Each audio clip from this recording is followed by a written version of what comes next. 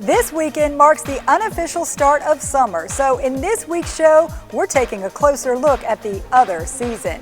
Beginning with Summer Splash. It's the best way to stay cool. Break out your swimsuits and fire up the grill for the beginning of pool season. It's just so refreshing sitting out here. You sit on a raft, you're sitting in the pool, you're drinking, you're just floating, your friends are here, or you're just reading a book. It's the way we live. Then, remembering those who served, it's the reason for the holiday. In high-flying tribute, a veteran pilot shares his military memories, including his friendship with famous flyers.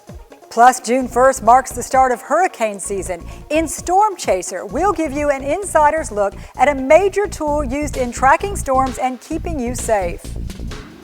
And a top summer pastime many locals like to hit the links in the off-season. We'll share expert golf tips in our Help Yourself segment. I'm Amy Osher. Those stories and more are coming your way.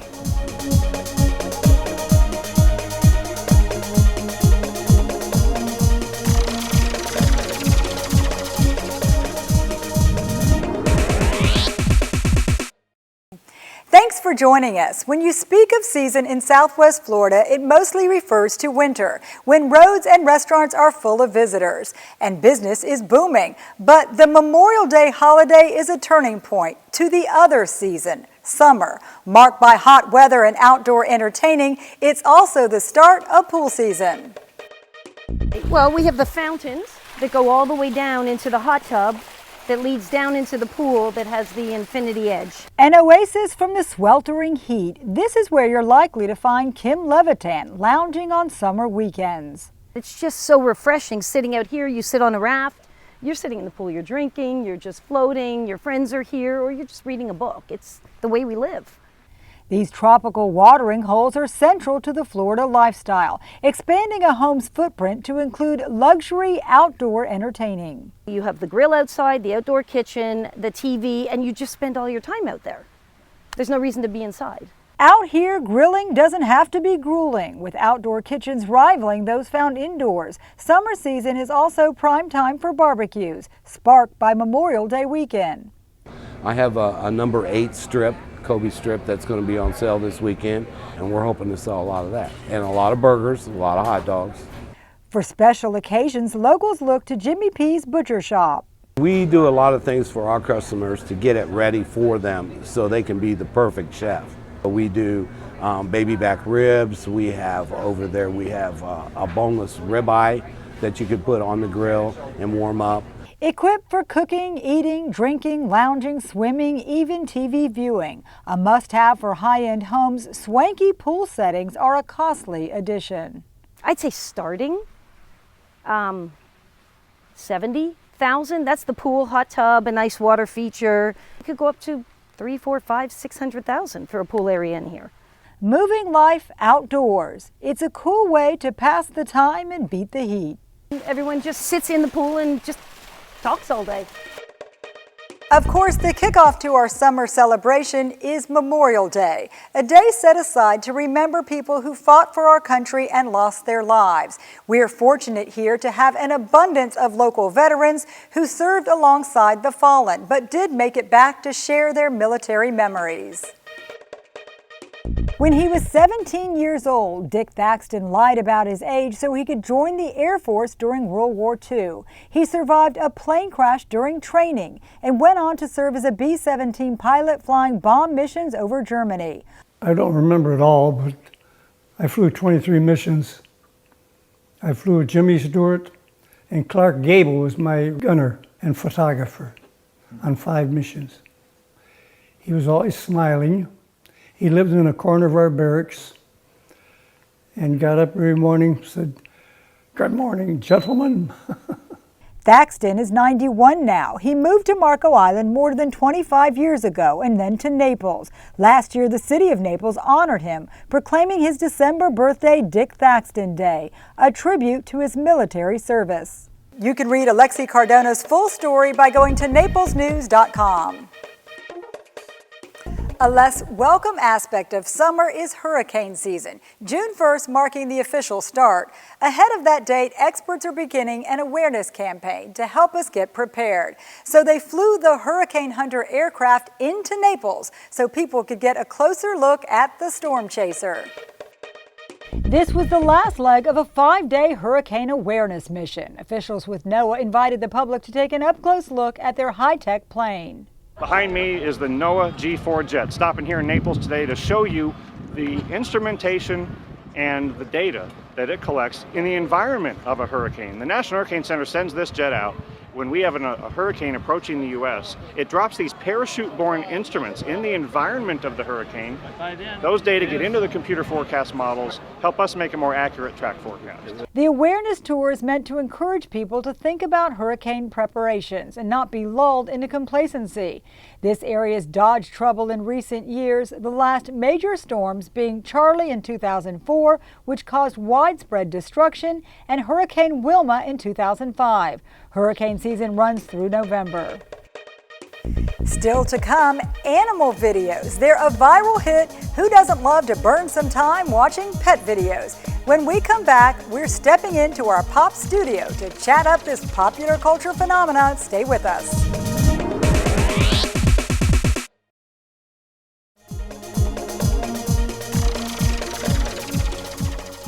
Welcome back to Behind the Headlines. Animal videos are always in season. They're among the most frequently viewed clips on YouTube, social media, and even our webpage. So in today's Pop Studio, we gather with our features team to take a closer look at why these videos are so click-worthy.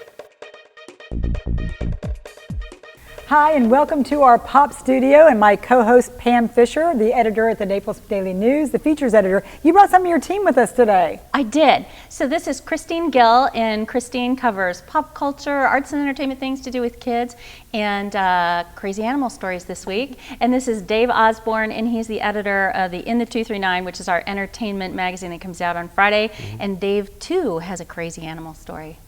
And I like that, you can't get enough of animal videos. And I brought my phone out here because I was checking my saved links on Facebook. Yep. And I think most of them are animal videos. And I don't know that I'm going to really go back and watch them, but they're always cute, so I always save them. If you figure you're bored, you can just watch an animal or a pet video. Yep. What do you think that is? So I have this theory that, we're outside less, we're engaged with our technology more, and animals are sort of a little bit of the wilderness or the wild things, as it were, that sort of come into our living space. And I think we just have this instinctive human need to connect with wild things. And I've heard baby animals, or of any kind of species, people love baby animals too, and a lot of them you'll see are really small pets or animals. And you had a couple of stories this week in the paper that did really well that centered on animals or animal videos. We did. So Christine, do you want to tell us a little bit about your raccoon video? So Christine met this really adorable raccoon that went on national TV, on National Geographic, and it's blind. Yeah, so, and that's really why he's popular. He was abused as an infant in the wild, so this woman took him in, rehabbed him, and she doesn't call him a pet, because you don't want to have everyone going out and buying a raccoon or something. But he's essentially a pet, and he lives with her, and he relies on her. So people like to think of raccoons as pests, but this was a guy that he was super laid back, really docile. You could pet him, you could interact with him, and they're actually part of the bear family. So that's why they're not rodents. They're great. Which I thought they were. I thought they were like rats. Right. So when I lived up at the lake in Michigan, we hated those things. So Dave, you grew up in Michigan, so you know what it's like. They are pests, right? Mosquitoes and raccoons, right? Yeah. What is National Geographic going to do on him? Because I know they're featuring him. What is he going to do on the show? Yeah, so they have, it's actually on Nat Geo Wild, which is a separate channel, and it aired this past Saturday, so you can catch it, pieces of it online. They do a show called Unlikely Animal Friends. And so sometimes it's like, the goat and the duck that are I've seen BFFs. some of those. But this was, this unlikely, like we said, a nuisance animal, and he's really great. And so he was part of, I think they do like 3 or 4 different segments each episode. Yeah. And so tell us about some of the quirky things about, for example, you saw him being fed, and he has specific toys that he loves. So he's blind and he can't smell, has limited use of his hands and legs, had to have physical therapy to learn how to walk. She feeds him, she plays with like balls, he listens to music, because those are the things that stimulate him. And no way he'd live or survive in the wild. Nope.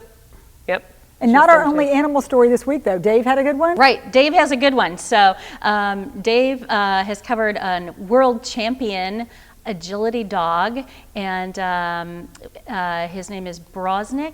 Bratska. Bratska. Yes. Okay. Yes.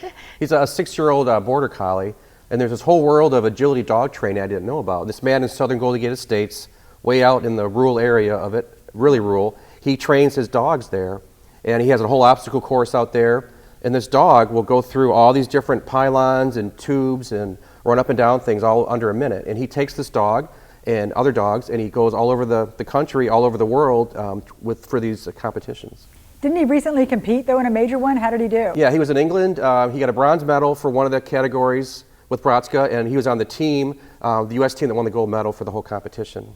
And then people go and watch this on TV. They go to some of these events. I think I caught one of them on a sports or an outdoor channel. So pretty popular viewing. How did your story do online? It did really well. The story, I think, was the top 10 for stories for that day.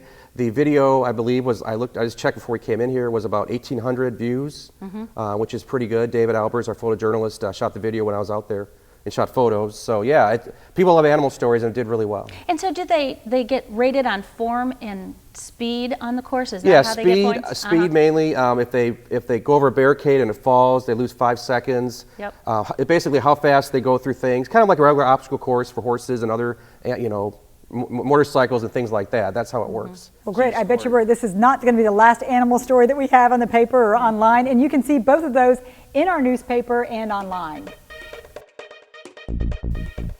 There's many more things making news here at the Naples Daily News. For a look at what we're working on, here's our Editor's Corner. And I'm joined with Executive Editor Manny Garcia talking about some of the things we have planned for Memorial Day coverage. Sure. We've got, as always, this is a wonderful weekend for us to be able to give tribute to our veterans. We have a tremendous community of war veterans here, so we want to be able to honor their work on Sunday in Sunday's paper, and as well as on our website, and also on Monday. And for us, it's a great opportunity because I'm just in my time here, I've been able to meet so many veterans from so many different conflicts and wars, and their stories are just so incredible and passionate. So much so that we made a decision for this summer, we're going to have an intern joining us, Tim Patterson, who's a Navy veteran. He came out of the Naval Academy. He served on a nuclear submarine. Did a tour in Afghanistan, also was based in Japan. So we want to have him focus on really veteran affairs. Locally, look what goes on with the Marine Corps League. So there's just a lot of opportunity here and a lot of great stories, and those stories are just incredibly powerful and our readers connect on. Sure, and that's a great wealth of experience that he brings to the table, and a lot of people to interview as well. I love that we have so many members of the greatest generation living in Southwest Florida, and I think we're going to be having a few of their stories this weekend as well. Also, yeah, we have an amazing story that Liz Freeman is doing. We'll call it The Country Doctor, who's 94 years old. He's part of that greatest generation. And what I love about that story is it's got that throwback to Marcus Welby, but Marcus Welby, the entrepreneur, he's got so many patents and he's still going and just coming up with all these innovative techniques to help make people's lives better. So it's just part of that rich fabric that exists here in our market. And he was a military doctor as well, so he also gave some service. It's wonderful that we have so many people here, and you'll have to pick up the paper and stay tuned this Sunday.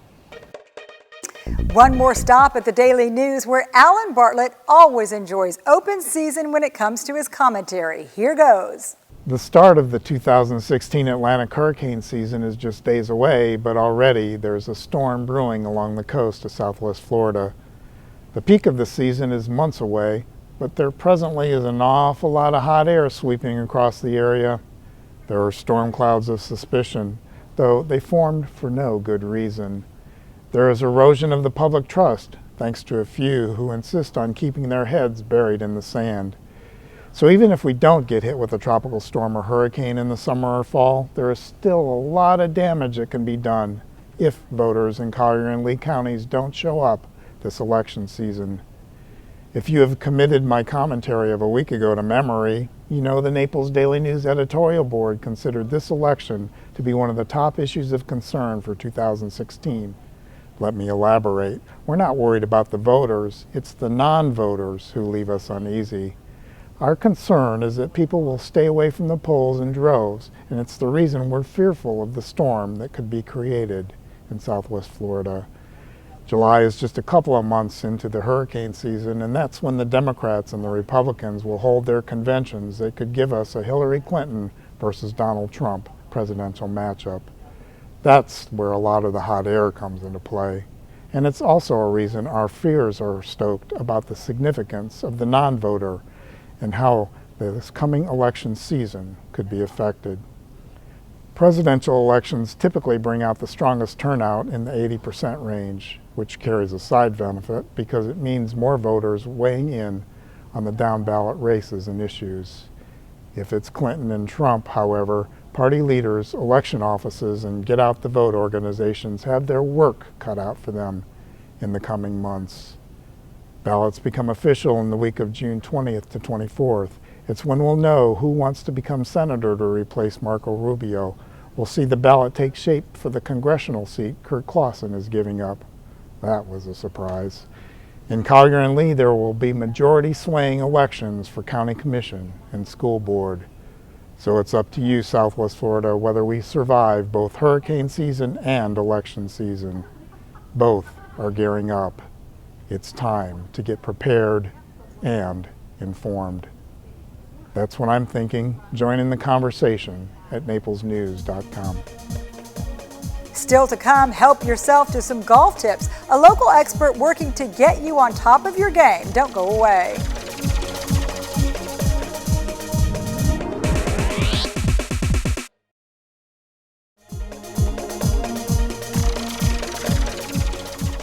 The off-season is just the right season for locals to hit the links. Prices are lower and courses less crowded. We want you to get the most from your game, so we sought out an expert to drive home some tips in our Help Yourself segment.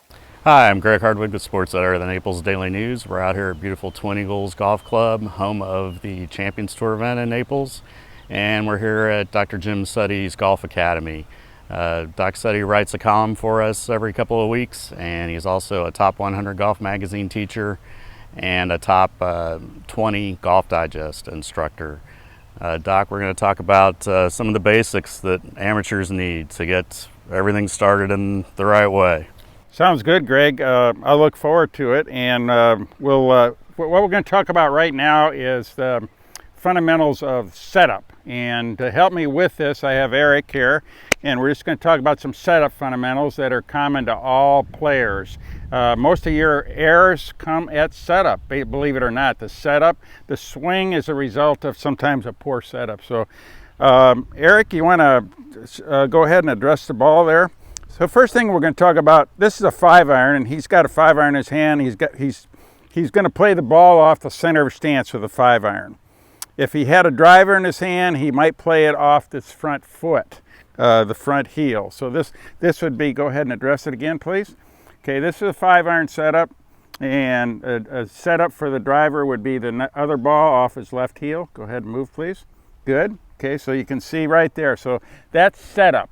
Next thing we want to talk about really is kind of his alignment and his posture. So if you can see his posture here, he's bent forward from the hips like this.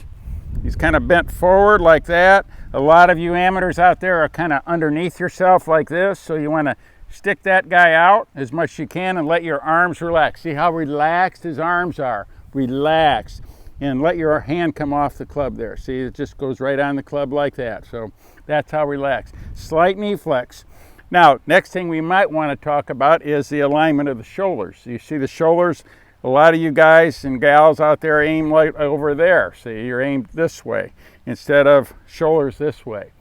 And when you do that, you want to feel like your head is behind the ball like that. See, my head's back here, it's not over here like that, which would put my weight on my front leg. So with a 5-iron, he's 50-50 with his weight distribution and on the balls of his feet. Slight knee flex, straight back, straight spine, head behind the ball. This is good setup right here. Square shoulders. Now, if you turn this way here, Eric, so that just turn around so you can this way. So here's what we call spine tilt. The spine is slightly tilted to the right. A lot of you out there are like this. You never get a good shot that way. You can't turn your body. So we want to get a good turn, and we get a good turn by tilting the spine slightly back. Now come on over again and set up to it. Again, this puts him in good position to make a good turn. His alignment's good, his knee flex good, his posture's good, his head's behind the ball. So I would just like to say, if you start right, you're going to be able to make a good swing. And so start working on your setup this summer and see how that works helping your swing. Finally, you hear about character actors. Well, Chris Kattan is more like a character comedian. The former Saturday Night Live cast member is known for several unforgettable characters, and he recently brought them to the stage in Naples, but not before sitting down with our own Dave Osborne. Hi everyone, I'm Dave Osborne with the Naples Daily News, and I'm here with a man of many talents. He's known as Mango, Mr. Peepers, and that show, Doug from the Night at the Roxbury, Chris Kattan. Welcome to Naples. How you doing? Thank you. Thanks, Thank you very thanks much. Thanks for taking the Good time. night. No. Yeah, Naples. I've never been in Naples. Yeah. It's very posh, and I don't use that word posh that often. It came out of my mouth. I walked out of my hotel. I was like, this is so posh. It's very posh, and it's very expensive, isn't it? Don't you think? Yeah, it depends where you go. It can be expensive. I think it's kind of expensive. There's some expensive places to go in Naples. Yeah, and I'm not like dressed. You know, this is not cheap. I have my Nike shoes, my Paul Smith socks, my jeans, my vintage Steve McQueen shirt. It was got old nice stains from last week, but that's okay. But you know, here in Naples, I look like a homeless person. Yeah. I do. Has anyone come up to you to instead give a quarter to me? give a quarter to you? No, no money. Not yet. No, but they avoided me. Like I'm not wearing orange. Like that's a problem. So the orange and the blues and the pinks are very popular here. I don't have that. I've never worn pink or orange. Well, what was your perception of Naples That's before? always like at a football game dressed up as a chicken or something. But I haven't done that since high school. Yeah. Yeah. What was your perception of Naples before you got here? I thought it'd be more like Tampa. Is that a conversation? I thought it'd be just. I didn't know it'd be so ritzy. It's more, It's pretty. It can be clean. ritzy. Yeah. Fifth Avenue South downtown is pretty ritzy. It's more like Miami than it is Tampa. Kind of. Yeah. Right? Yeah. So that's what I meant. So I don't know how much more this could be a conversation because I don't know a lot about Naples. Yeah. Well, with your stand-up, do you on your interview you say you talk about your characters? People like to hear you do your characters. Yeah, I'll talk about my characters. I mean, because more or less people want to, as I've learned doing stand-up touring, for the last few years, that people come because they love the characters, and it's not that I love doing it because they love watching it. It's thank God I don't do just one thing. I'm very happy about that because it's a few things. It could be Mango. It could be, like, no, get away from me. And then they go, ah! And then there could be, it's actually not that easy. Or they could do, they like Mr. Beepers, the Roxbury, Azrael Abyss. Some people like Corky Romano or Undercover Brother or, I don't know. People will say, like, could you say, you guys want some cookies? And they love that. I love that. There's a lot of little things here and there, so there's some variety. So you have to, they like that stuff. So, and but most of my material is just observations on life and love and my views. A lot of SNL stories, stuff like that. Yeah. That's a wrap for this edition of Behind the Headlines. From all of us here, we hope you enjoy your holiday weekend. You can rewatch or share this show by going to naplesnews.com or liking us on Facebook. I'm Amy Osher. We'll see you back here next week.